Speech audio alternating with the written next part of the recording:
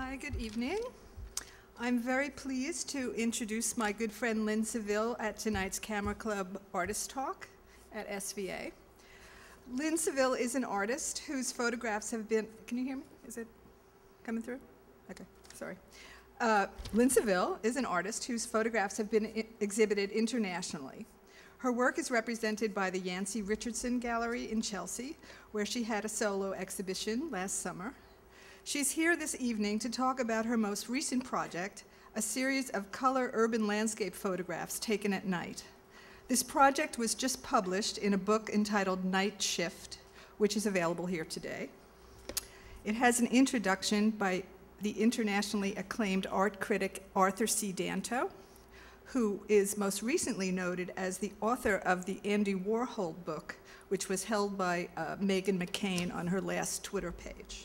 So that's a big thing. If you follow that. In his introduction, Arthur C. Danto compares her to Atget.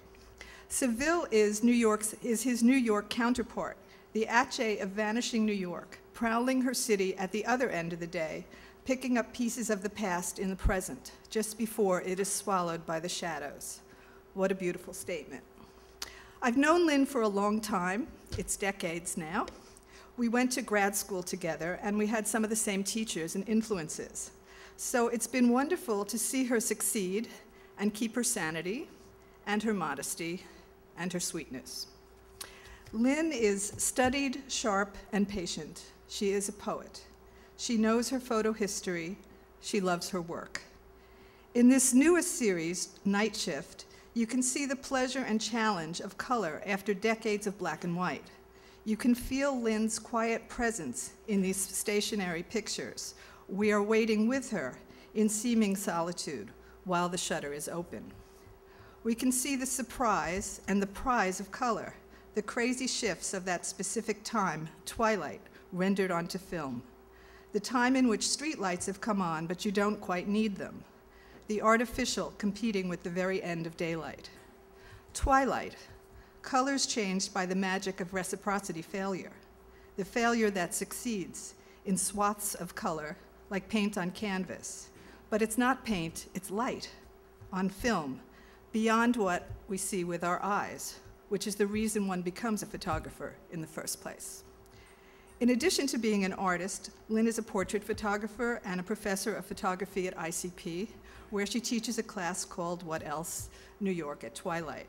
I give you Lynn Saville.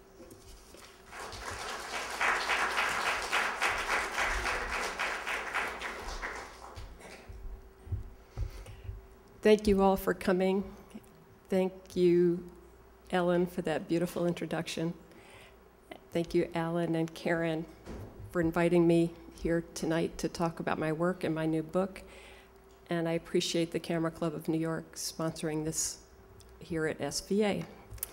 So as Ellen said, I'm going to be talking to you about my new book and my color project, which is the culmination of is in this book. But first I was going to just start with some of the pictures that sort of led up to this, because it'll make the color make a little bit more sense if you see some of my background. Are you going to keep the lights on this bright? Oh. Thank you. My first memory of the night was looking out the window at my house in Durham, North Carolina, where I grew up. I was surprised at how dramatically different everything looked peering out into the woods behind our house that is pictured here. Even though I was a very young kid, I thought that it was pretty fascinating that it was so different from the way it was during the day, which seemed fun, but it was very ordinary. And at night it was very kind of spooky, but I was kind of drawn to that fear. It's kind of intriguing. My parents were professors at Duke, and they had the summers off, so we would go to Vermont every summer, and this is a structure that I much later took a picture of, and I think it is one of my favorite ones because it shows a kind of a simple American architecture with the simple light of twilight. Every few years, my parents got a sabbatical and we went to live in Italy.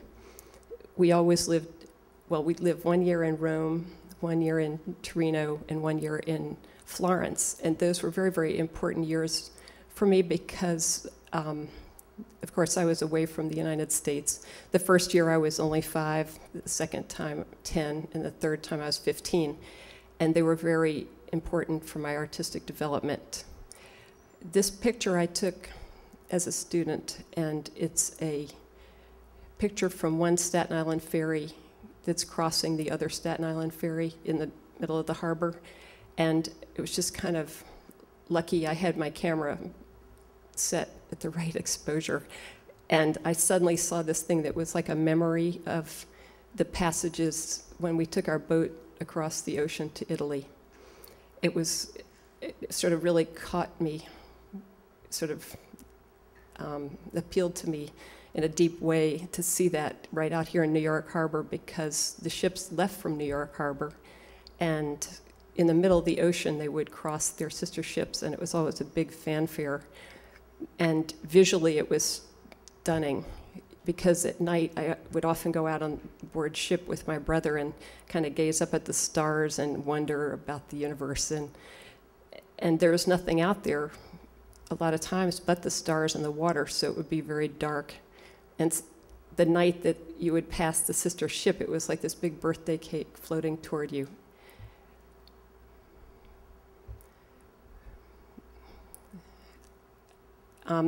Every once in a while in this presentation, I'm going to show you pictures by painters who I later realized influenced me. And this one, this is a photo, of course, but I felt inspired by Hitchcock. I think cinema is one of my strongest influences. When I was starting as a photographer, I decided that I loved the work of Edgar Degas, especially these monoprints, and the effect that he created of dimension with the sort of chiaroscuro, deep darks, highlighted by very bright whites, almost like a negative, really appealed to me. And also, when I was a student, I took a class with a wonderful sculptor named Calvin Albert, and he gave us an assignment to take a piece of charcoal paper and cover it with charcoal, and then he put a model on a stage and put a light on the model, and he said, erase away the image to show the light. And it was really an important exercise. It was the first time I really figured out how to print in black and white. So then I started exploring grain and paper and different kinds of film and film processes to get the effect of kind of a grainy chiaroscuro black and white.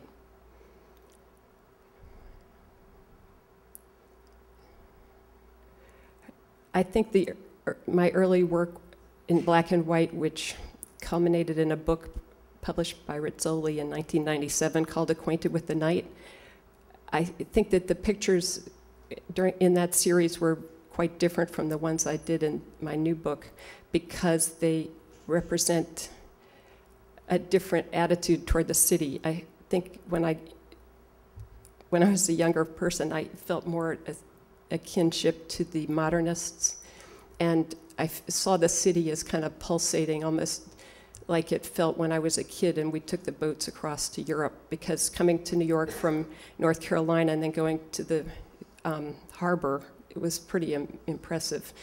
And there was a lot of smoke and industry here. The city was a little bit different then, and I feel like it was more of a black and white city to me.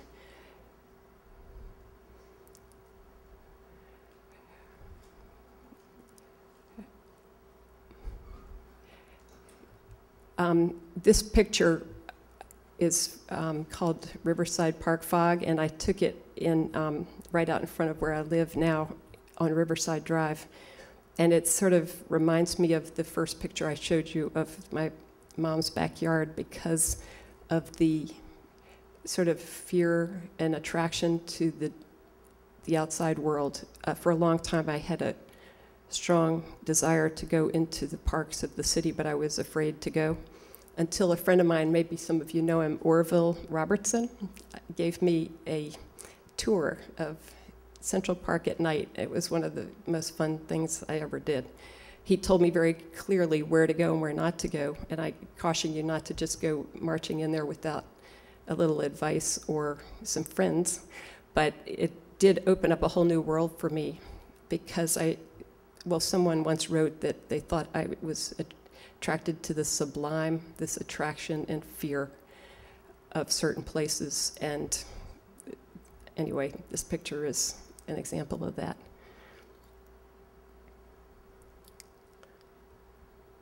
Okay, this picture is one of the last ones I took at about the time of my book being published, and the black and white book. And I was scouting around for a kind of a new direction. I don't know if any of you've experienced this. When you're in between projects, it could be very exciting because you're seeking a new direction, but it's also kind of scary because you don't know where or how long it's going to take to find a new path.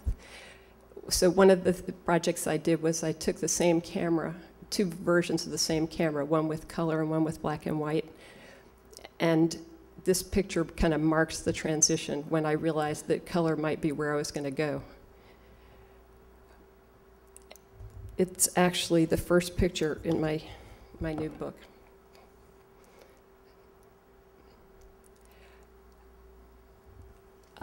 As I was kind of winding down on the black and white, I spent some time in Europe, vacations in Paris and Venice and London and in Rome, looking for places to photograph and, photographing. And so when I started working in color, it was natural that I would do the same at the beginning. But I had one really funny moment with my husband because it really kind of made a dramatic change to the color. And we were in an airplane going to Paris, and I said, I wonder what Paris is going to look like in color. And he said, "You're kidding, it is in color." And I really had believed that I had seen it as a black and white place, like I had seen New York. And this is a picture, it's not quite Paris, it's Chartres. And I was kind of thrilled by the kind of crazy color that I was getting. I've, for a long time, loved Van Gogh, and I think one of the things about his work that has been important to me is that he just sort of pulled the stops out with color.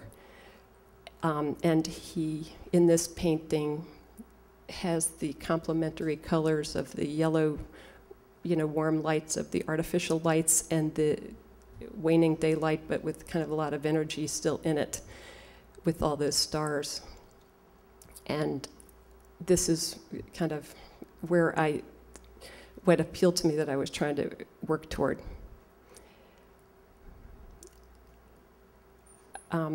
One of the things that attracts me about this picture is it has a kind of an anthropomorphic feeling.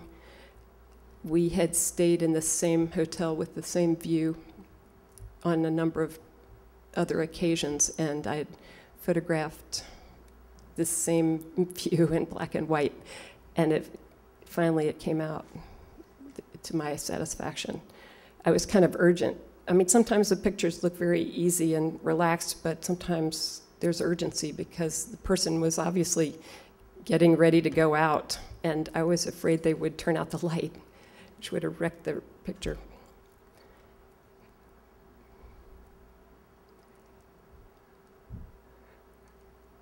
It was very lovely of Arthur Danto to say that my work had a connection to Atget. And it's funny because I had looked at Atget quite a bit as a student and have some books of his, but I never thought of him consciously as an influence. But I did feel sort of empowered by his his energy in going out at dawn and at dusk and at night. And this was a picture in Montmartre, and there was nobody around, and it really reminded me of him.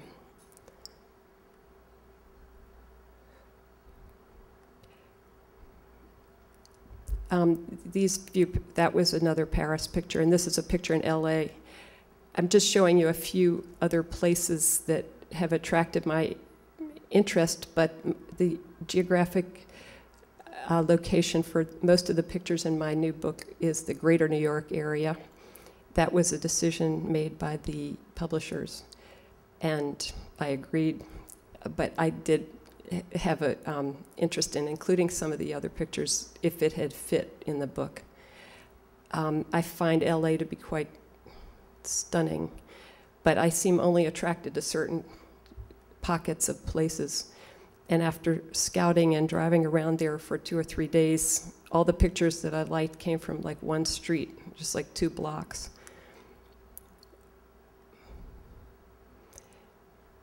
It's called Penmar Avenue. It's in Venice.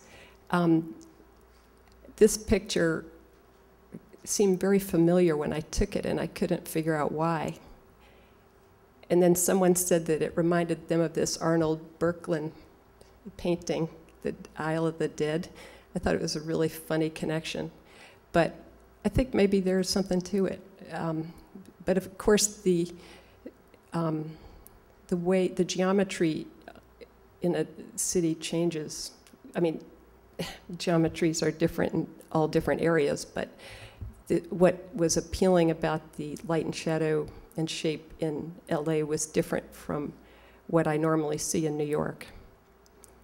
And I felt that this also seemed very cinematic, that just there was this kind of glow to the truck, and the simple structure kind of reminded me of my first barn image.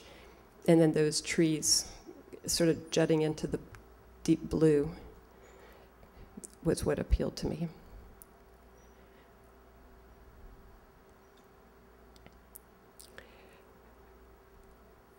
When I started working in color, I found myself less interested in the center of the city and much more interested in the kind of further out, kind of a periphery of ambiguous places, some sort of forgotten, unloved places like Hunter's Point, or places that are kind of a little bit industrial and have fences and weeds.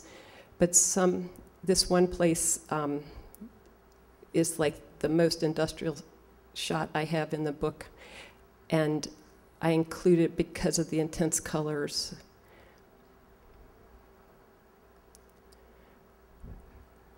This was the picture chosen by the publishing company for the cover. It's a little different from many of the pictures in the book because it's older. It was taken in about 1999. Most of the pictures in the book were taken since about 2003. And the book was just published, so I was photographing up through 2008. This one it's probably hard for some of you to believe, but it's on 42nd Street between 7th and 8th. It was right when Disney and the Times Square Alliance and the consortium of businesses decided to make a radical transformation of Times Square. And I was working on a project documenting in my own way these changes, and I was literally afraid when I took this picture that I would be mugged.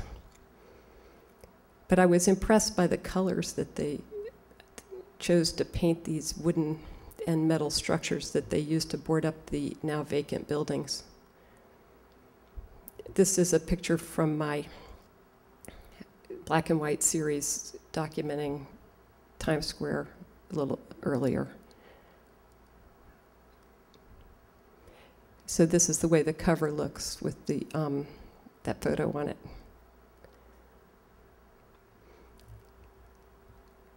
One thing that I find really appealing about these peripheral areas of the city are how haunting the colors can be, and how, as Ellen mentioned so nicely in her introduction, how sometimes the pictures show colors that your eye doesn't actually see. You do see the colors and shapes change. There was like a pattern of motion-sensitive security lights, and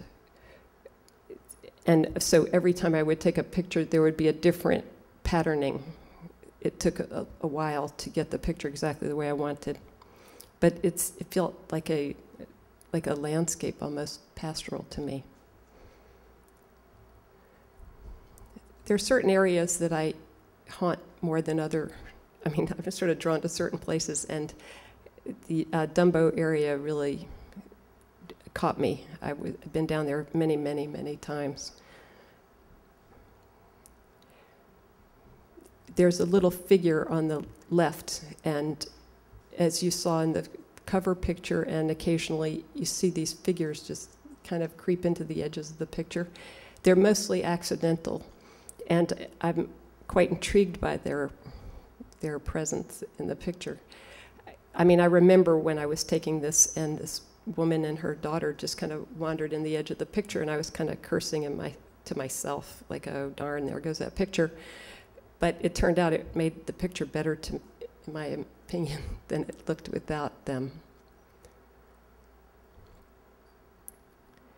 I usually have a camera and a tripod with me whenever I can.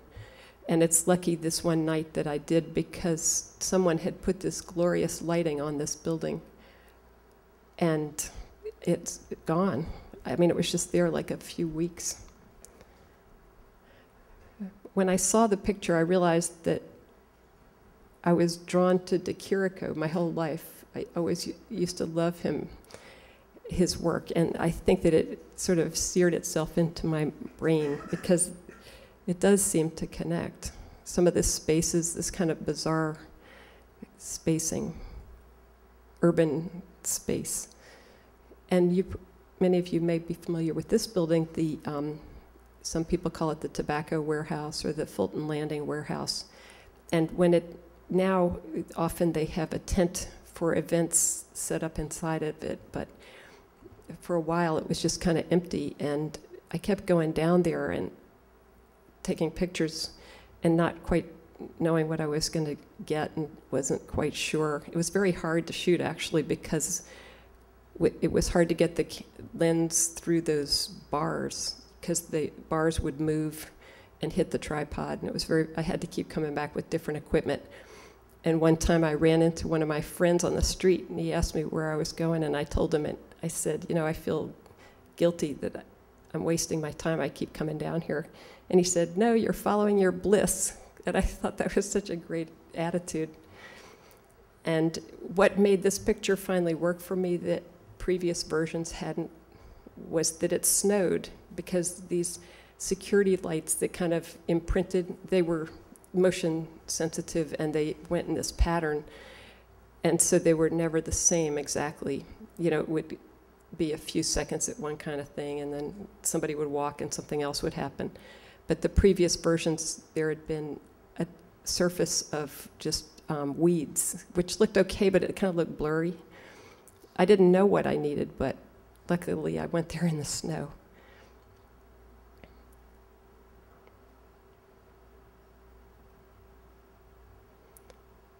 As you could see, most of the pictures don't have any people. And I would say that I try hard to avoid people in the pictures. The reason being that I like the structure of the place, and to me it's like a landscape, and I really enjoy, as Atget did, seeing kind of like a smooth street scene or city where you can appreciate the shape of the architecture and the infrastructure and the kind of snaking overpasses and the water. This one particular evening, I went out with one of my students, Ken Fishman, and we thought it was going to be very mysterious and foggy, but it turned out to be just like horribly wet. And he had all this wonderful equipment, but he forgot to bring his waterproof shoes, so he was like soaking wet, and his umbrella was screwing up. And after we both were trying to take pictures of the George Washington Bridge, I realized that he was more interesting than the bridge at that moment. And someone said they thought maybe it was a surrogate for me. I don't know, but I appreciated him in the picture.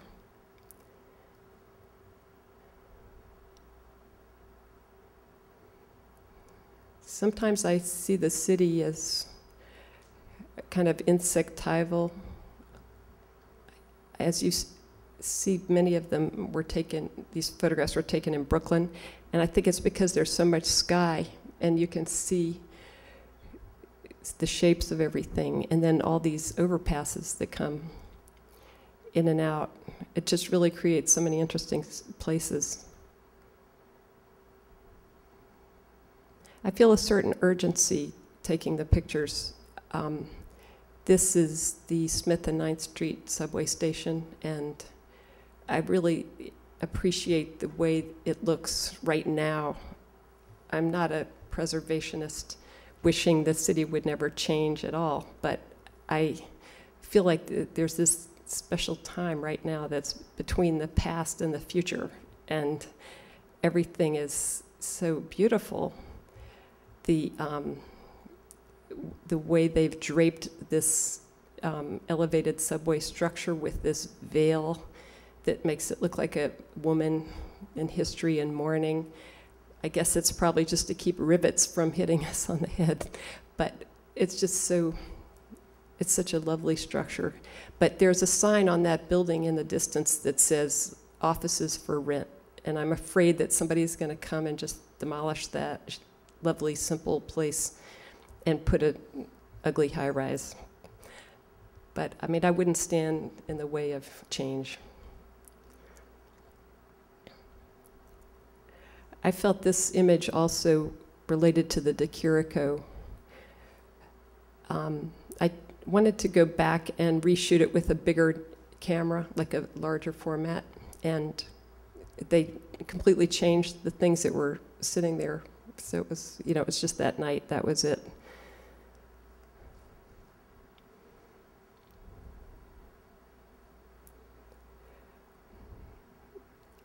This was taken in the Hunters Point area, which I find one of those fascinating places because, first of all, it's a huge, I hate to say hub because it's not really a station there, but there's a subway station, but there are a lot of Long Island Railroad trains that come through there, so that it's full of, you know, like industrial shapes, but very few people on the street. And then off camera to the distance, there's the elevated highway that goes into the tunnel at 34th Street. And so those billboards are not intended for the pedestrians on the street, but they're intended for the people in the cars at a distance. I thought it was odd. Funny, I mean, not bad. But that one night I had brought a view camera with me, and that cloud was there. And you can't tell a cloud to wait. So I had to really, really fast put up the tripod and everything. And I wished I'd had some quicker camera at that moment.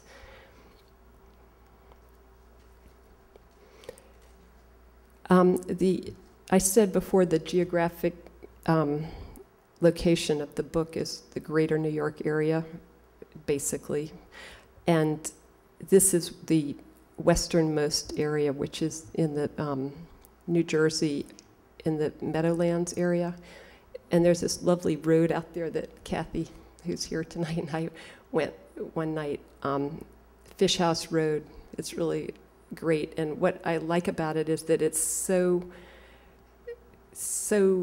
like, it's like a land. It's like a beautiful farm, but then they have these strange lights and weeds, so that it's just such a strange kind of landscape with people policing it with those cars.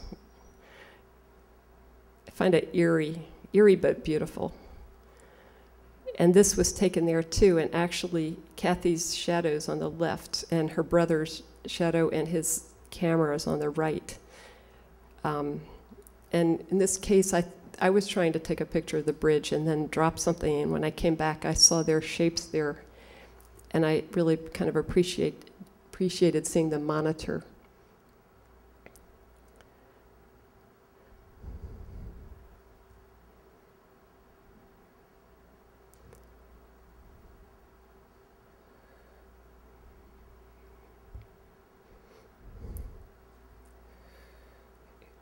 One of the reasons I photograph more at twilight and dawn than deep at night is so I can get separation between the sky and the structures, and so I can see the structures, because often the roof of a building or like that billboard, things like that are pretty important in my picture.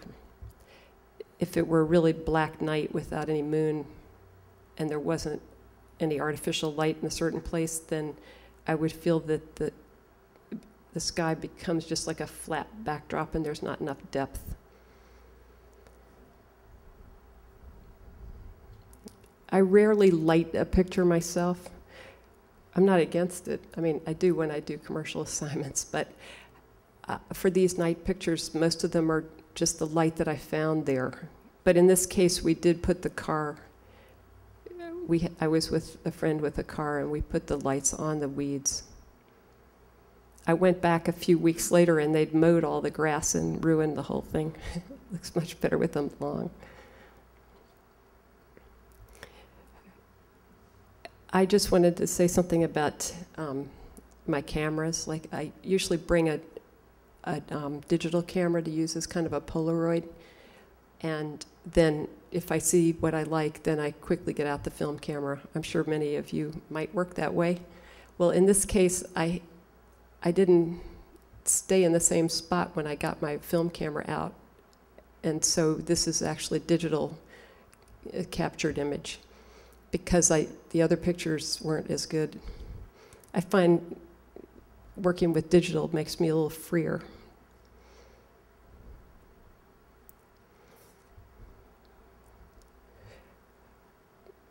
Some of the shapes in the pictures resonate with me and the time I spent in Italy, especially the year when I was 9 years old and we lived in Torino.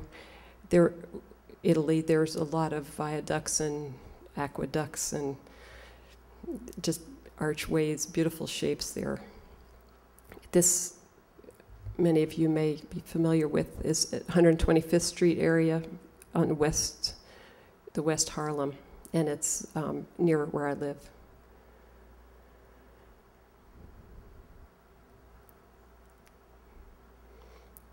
I don't really consider my work as documentary. I don't know what tradition I really fit, because I was trained at Pratt. We did kind of street photography. Everybody would go out with their Leica or similar kind of camera and shoot like Gary Winogrand or people like that, you know, fast shooting on the street. And so I like to shoot fast, but I also admire the work of Walker Evans and others who have taken a serious formal view of documenting their world, or a world. And this is a space very near where I live, and it's right in the middle of being changed. The Columbia University has taken over, and there are a lot of new shops. It looks like they're getting ready for new shops and restaurants, whereas this old stone marble place has this hand-done drawing on the gate, and I thought it was really beautiful, and I guess in a way it's a documentary photograph.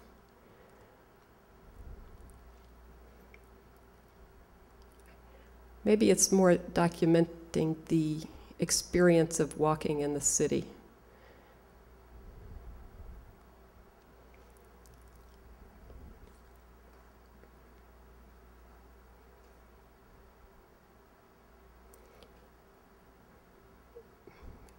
If I were to describe what I'm trying to do, I would say I appreciate the time when artificial light is starting to show and the waning daylight is diminishing, so that there's this tension in the colors and in the light between the sort of natural skylight and the artificial lights that start taking over.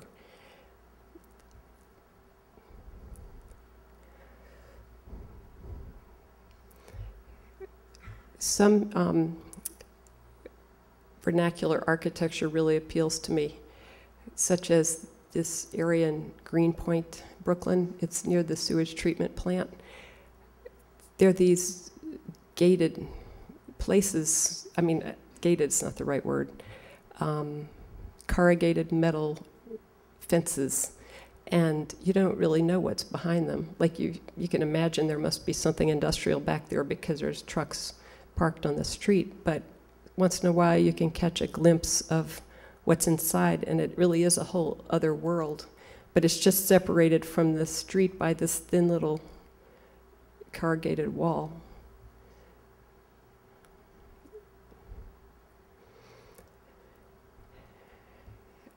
This photograph I took in Dumbo, and I was attracted to the numbers on the doorway, and I was just taking a picture reminiscent of Lee Friedlander's series of numbers and letters, and this young lady just walked right into the picture.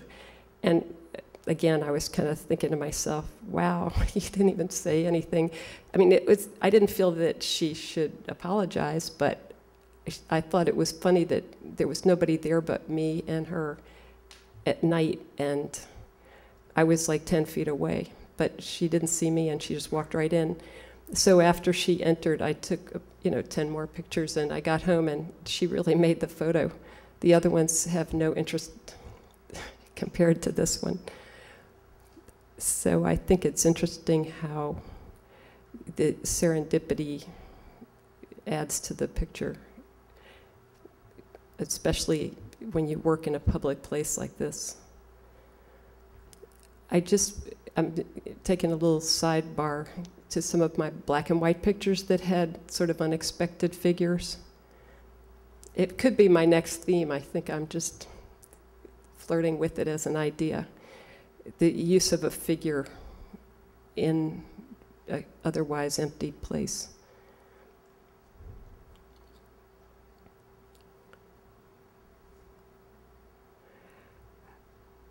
This picture of the Pepsi-Cola sign is, well, the sign is pretty iconic, and I didn't have any intention of taking a picture of it. I was just out walking, and what stunned me when I saw it that night was that it looked like a farm. I mean, all that earth, and it smelled like dirt. It was wonderful, this great, like, natural place that suddenly reminded me of how odd it is to think of New York when it was just oysters and animals and trees and dirt. And, they were just digging it up to put a new plaza, but I really thought it looked great.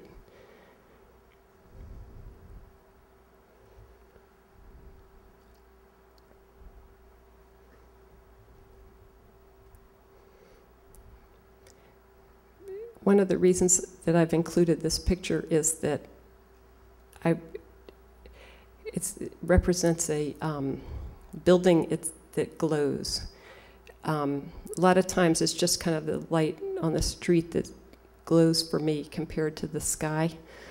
But this building obviously is intentionally glowing, and I really appreciate the architect's vision in doing that. This is the first shot I ever took of it.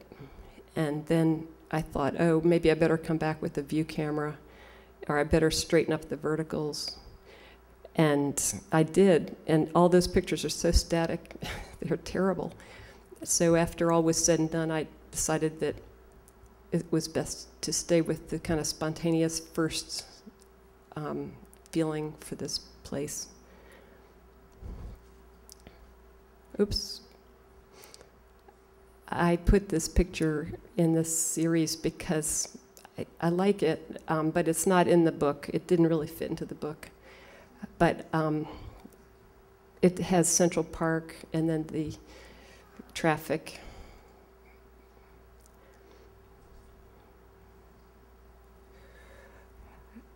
This bent stanchion was kind of a special spot for me for a long time. I took this picture so many years ago when I first got to New York, and that's actually at the meatpacking district, and across the street is that pier that is now just a shape of a pier. It's just the structure of the pier.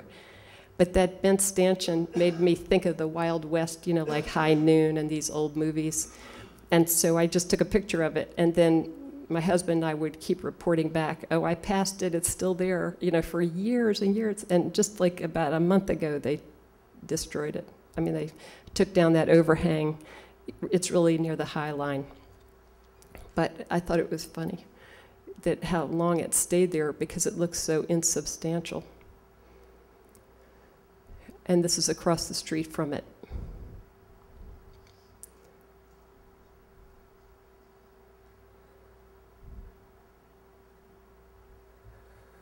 One of the aspects of the landscape is all the different textures and metal, plastic, light.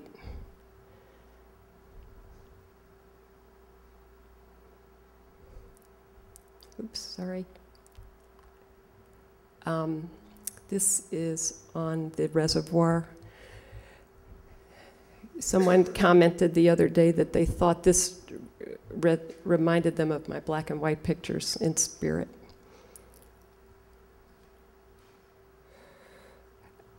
So there's several pictures in the book from Central Park, now that I have the courage to go in there. And I find it very interesting. It could be so beautiful, but it's never really the same twice. I mean, I can't repeat a picture. It really doesn't look the same. I mean, like this picture, I wanted to go back and do again. And it just never looks exactly the same.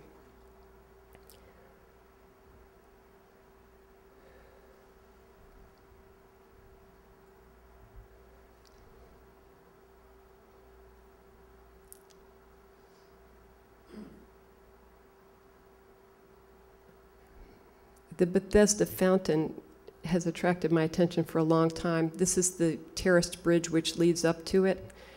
And one thing about it is that somebody asked me a question. They said, did I prefer symmetry to asymmetry? And I thought it was a very intriguing question. So I thought, well, you know, I don't really shoot symmetry that much, so why don't I go and try to find something symmetrical and see what happens? And this is what I found. And so I took the picture and I kept going back and trying it different ways. It's very hard to photograph there, actually, because the fountain doesn't have any artificial light on it. I find that intriguing. My husband and I had visited India a long time ago, and the Taj Mahal doesn't have any artificial light on it either. So it's kind of, you really just have to deal with the moment and the place, or light it yourself, I guess. But I didn't go out of my way that the one light would be on. I went back a number of times, and it just worked with the one light on. So I think that fundamentally I can't shoot symmetry because that like threw off the symmetry. And this was an older picture from Venice of other columns.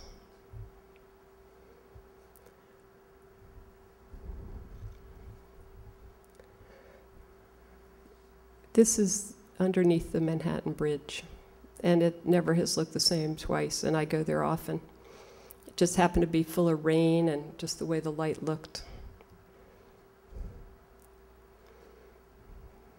And my friend Anina took me to the boat basin, and all of a sudden the boat started rocking violently because a big freighter had gone by, and it was kind of surprising because you couldn't hear the freighter. Just all of a sudden the boat was going crazy, and I had the camera on a tripod, And I thought, well, I'll try and see what I get. And it was funny because it looks like the landscape's moving. But I love the kind of spidery face of this boat. I don't know if anyone knows the fellow who owns this boat. His name is Simone. Anyway, I heard that he sold the boat and it's no longer at the boat basin, but now it's in the Gowanus somewhere, so maybe you all have seen it. It's a very interesting boat. And another of my favorite spots is Red Hook. I think it's wonderful, and because it feels like a frontier, and I get into my own fantasies, as I guess we all do when we take our pictures, and my fantasy is kind of like Timothy O'Sullivan. I know it's me on the subway with my backpack and not, in a wagon with my darkroom in it, but I still like to feel this kind of exploring mood. It's like I feel like I'm doing something unusual or hard. And when I go to Red Hook, I always get this feeling of the frontier because you can see the water.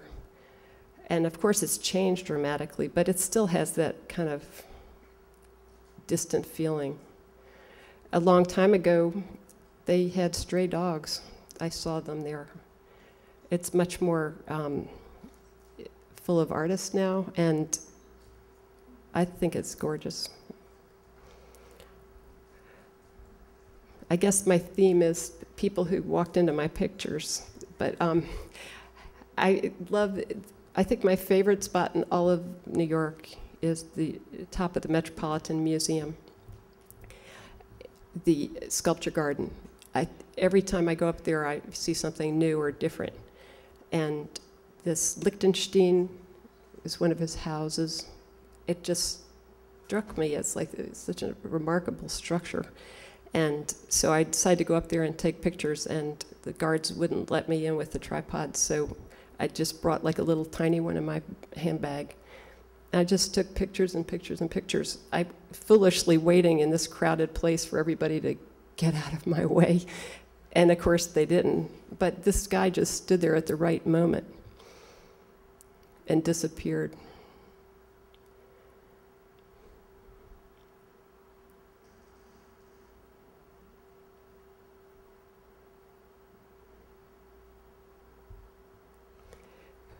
So this is on the edge of Red Hook. These are the last few pictures here that are in the book. The trucker is probably sleeping, but his truck is pointed toward the Verrazano Bridge, and it reminded me of those ships that we took out over to Italy, because they would go underneath the Verrazano Bridge and out of the harbor that way. That's the only way out. And the 59th Street Bridge from the tram. And what attracted to me about this view of the bridge was that it looked like fire and ice. All the motors and engines are sort of glowing, and the lights. And then the coolness of the evening. And this is the last picture in the book. I call it intersection. And I just wanted to say something about the sequencing of the book. I'm happy that Robert Schaefer is here tonight. He helped me sequence the book. I should say he sequenced the book. And it was very, very helpful because I had heard that he was very talented at this, so I wasn't sure how to go about presenting my project to the publisher. So, I wasn't sure what sequence to put the pictures in. I had the urge to put all my favorite ones at the beginning, which is obviously not that great an idea. And, I just couldn't make head or tail of the flow of the book. And Robert, thank you. You did a great job on it. So I guess I could answer questions. Thank you.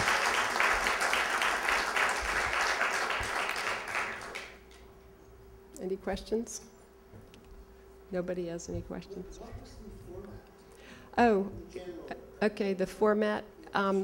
Well, I sort of, as many of us, I grew up out of 35 millimeter, rangefinder cameras. And I used to use a Leica and HP 5+ film. Then, so when I started with the color, the galleries seemed to want bigger prints, and so I felt the urgency to get bigger with the negatives.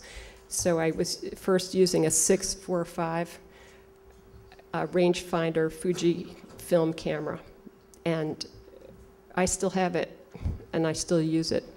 And then I also have a 6x9 centimeter rangefinder roll film, well, rangefinder. I forgot what kind that is. Well, anyway, it's like a old clunker type of camera. And then Fuji camera. I think it's also a Fuji.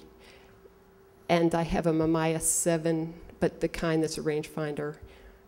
So, and then I have an Ebony, which is a Japanese wonderful, I got the model. It's a little view camera. It's with a dedicated roll film back. You could get other models, but that's the one I chose because the reason is that when I'm out, I'm almost always alone when I take pictures, and so I feel scared to be under a focusing cloth or something. I like to work a little quicker. So even though I still have to focus carefully, I feel like I can just work a little faster with the roll film. The reason I choose these 6x9 and things instead of 4x5 is that I got really hooked on this 35 millimeter shape, and I can see other people do brilliantly with that boxier format, but I always feel kind of constrained by it. It does something to my pictures. So I use color negative film, usually HP5. I mean, that's the black and white, NPH. So, any other questions? A tripod, cable release. Yes? What's your editing process? Well, I usually get the film developed at a lab, like Dugal, or some other similar, like, big lab. And then I get contact sheets made by them. I edit the contact sheets, and then I ask their mini lab to make little prints. And then I either go and print myself 11x14, or if I'm really excited, I'll just jump right into the 20x24, which is my standard size. But usually I'm sorry if I do that, because I need to figure out how the picture should look before I start wasting a lot of large pieces of paper. Yes? You said something about how you kind of take some time between projects to find your way. Yes. How long of time did it take you to find this project? It did take a while. I'd say maybe 3 years. But I mean, I was working on, I was working on the black and white for a long time. And then I was kind of trying things for a couple of years. Your subject matter I'm sorry? Your subject matter remained the same because it was still Twilight? Well, I tried other things, but that's what appealed to me the most. I tried focusing more on other cities. And I have pictures, I just didn't do a book of them. Do you know what I mean? I have pictures I love, I've shown, but they aren't like a whole full-fledged project. I am kind of hooked on the night. But before the whole night hit me, I was working at the circus quite a bit. But there, instead of being kind of like Jill Friedman, I think that's her name, going behind the scenes, I was like in the audience, like very theatrical. I also had a couple of other side projects like ballet. I photographed the ballet from the audience, which is very hard to do because they don't let you. So I had to really sneak. But there's always other little things, you know. For example, I love to photograph from a train, you know, I'm always taking pictures. It's just what fits together into a group. So, yes? Do you try to make your colors true to the original, or do you saturate them? Sometimes. Excuse me.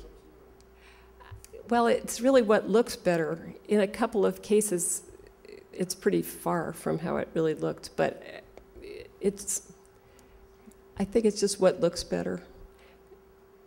I don't think it looks exactly the way I print it in the real scene.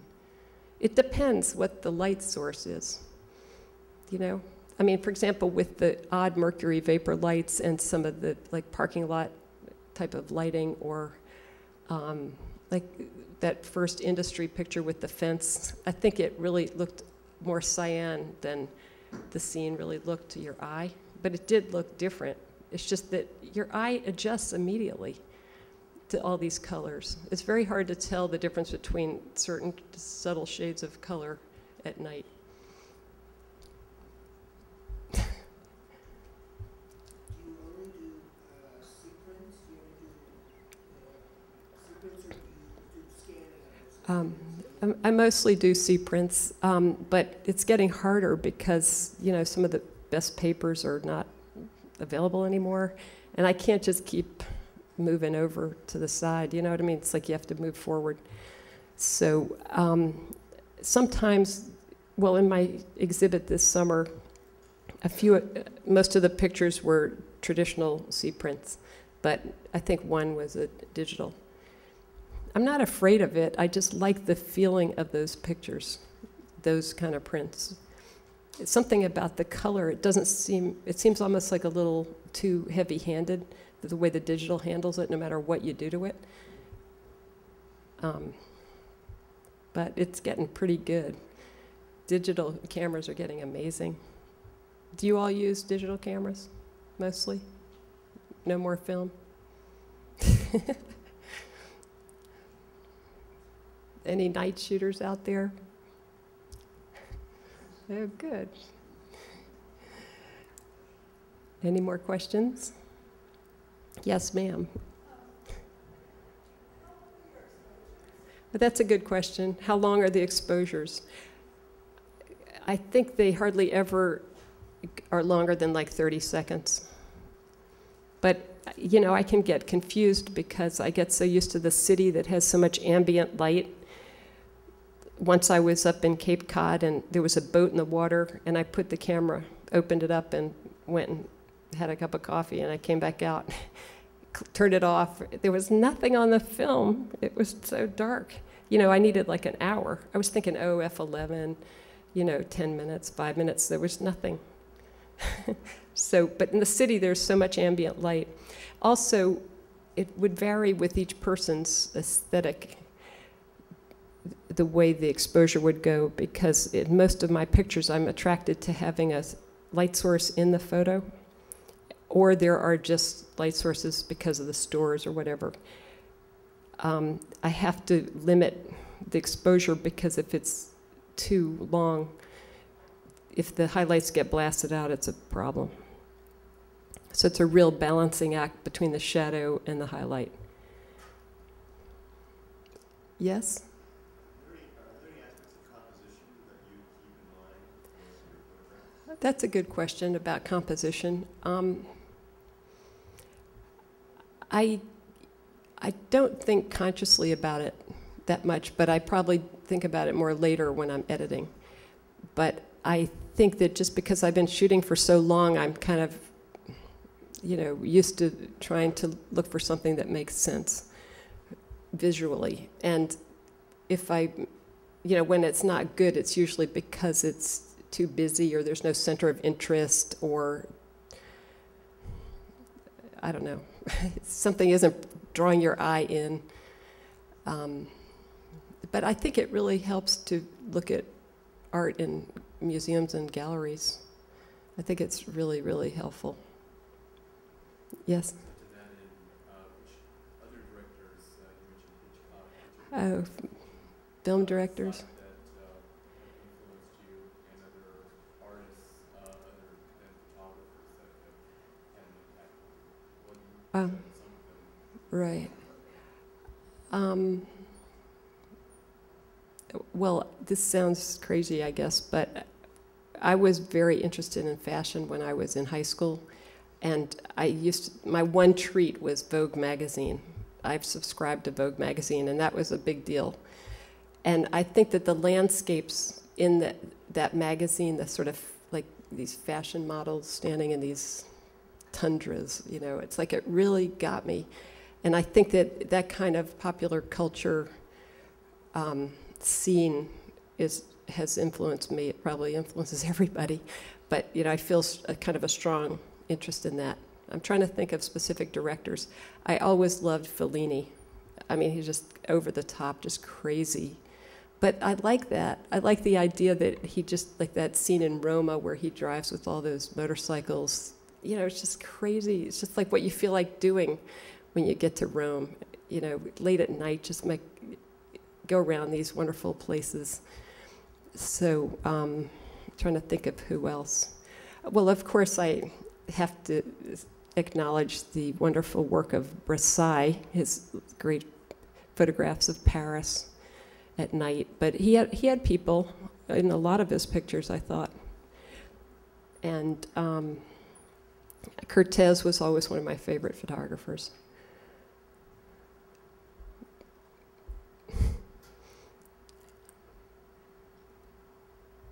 Any more questions? Yes? I really admire your tenacity to keep going, even when you're talking about your work, saying how you sometimes want to go back and do them again. Thank you. Could you talk a little bit about how bold you have to be sometimes to go into these spaces, and does it get easier to kind of bring? That's a good question. Because one of the places that a lot of the pictures were taken is in the Gowanus area of Brooklyn. And that used to be kind of scary. And it wasn't anything, I mean, it's not that like gangs were walking around or anything. It was just that it was so empty. I think I'll tell you, a long time ago I was mugged at gunpoint. But I wasn't taking pictures at the time. I was just coming home from visiting friends, and it was actually in Manhattan. In Chelsea. It was before Chelsea was the way it is now. And I just wasn't paying attention. Like if I had seen this guy sitting on the step of my building, I shouldn't have gone in there. But I got out okay, thankfully. But it scared me so much that, I mean, I was like a basket case for like a week. I was really, really scared. And because of that, no matter how fanciful I get in my viewing of the scene I'm in, I never turn off my antenna. And even if I'm walking down the street with you like at 2 o'clock in the afternoon and somebody walks up too fast behind, I'll stop and turn around. I'm paranoid now. But so I think it helps to be paranoid, but I really am so curious to see these places, and they're so interesting. So I'm careful, but I really look and listen. I would never have like music on or anything. Yes? You know, it's funny you said you had like that fear, that wonderment. And you know, it doesn't come across to the subjects that you have that fear of that. Like it's more like you're standing there and you see it as if in that first sight you capture it like that. It doesn't show the fear. Yeah, it doesn't show through, which is interesting. Well, I don't think I think I had more fear when I was working in black and white because I think the city was scarier then. I think it's actually safer now because like the Gowanus area, that if you see somebody coming, they're usually with their dog or their girlfriend or on a bicycle. You know, it's not somebody who's going to hurt you, knock on wood. You know, but I mean, basically, it's just people like us, you know. It's not, I mean, there's not the mafia, you know, you don't even, I don't know who I would be afraid of, but it feels safer now. It feels more pastoral almost. That's what attracted me to it, because there are these places, and I guess I'm a little afraid that they're going to just demolish whole blocks of buildings like at Hunter's Point just because they think, oh, well, why not develop it? Which could be good, but I think that it's a mistake in a way to get rid of all the sense of history. I like the kind of motley quality, having the city, you know, have many different personalities, not just one block of one kind of building. So I'm hoping that, you know, the changes are not too, like neighborhood wide. Any more questions? Thank you. Thank you all for coming.